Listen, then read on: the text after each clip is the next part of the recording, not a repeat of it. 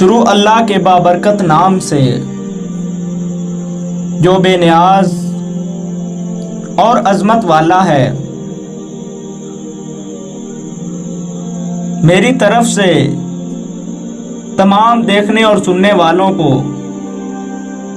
محبتوں بھرا السلام علیکم۔ کسی بزرگ کا واقعہ ہے جو وہ خود بیان فرماتے ہیں کہ ایک دفعہ میں سفر پر جا رہا تھا کہ راستے میں ایک خوفناک سا جنگل آ گیا۔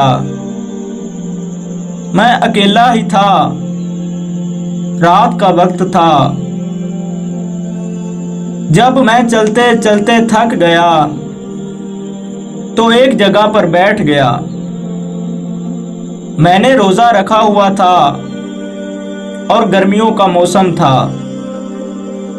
جب رات خوب تاریک ہو گئی تو میں نے نماز پڑھنا شروع کر دی۔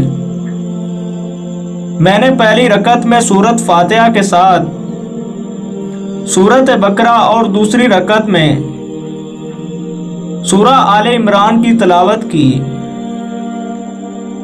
جب نماز ادا کر چکا تو میرے نفس نے میری منت سماجت شروع کر دی کہ اے بندہ خدا، تو کیوں مجھ سے اتنی مشقت لے رہا ہے؟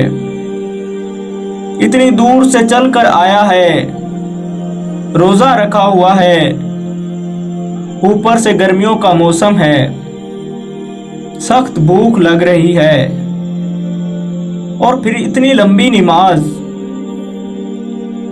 اس پر مستزادیہ کہ نہ تیرے پاس کھانا ہے اور نہ ہی پانی۔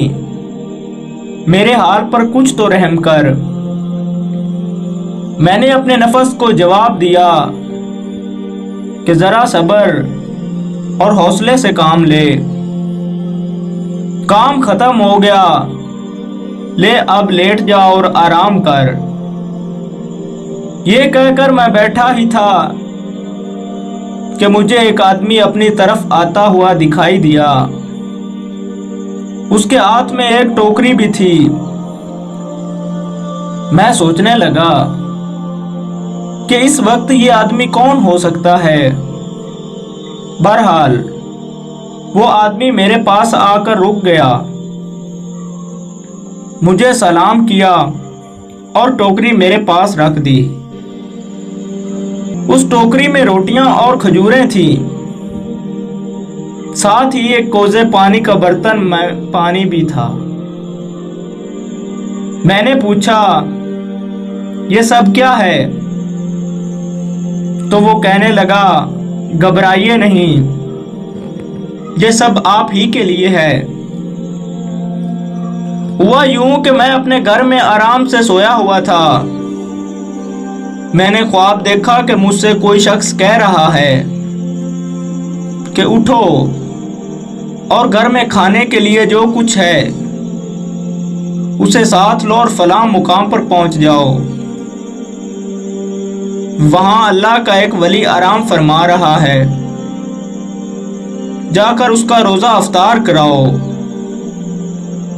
میرے گھر میں اس کھانے کے سوا اور کچھ نہیں تھا، لہذا میں نے اسے ساتھ لیا اور گھر سے نکل پڑا، اور اب آپ کے سامنے ہوں۔ میں نے اس سے پوچھا کہ آپ کتنا سفر طے کر کے آئے ہیں؟ تو اس نے کہا کم از کم 2 فرسخ۔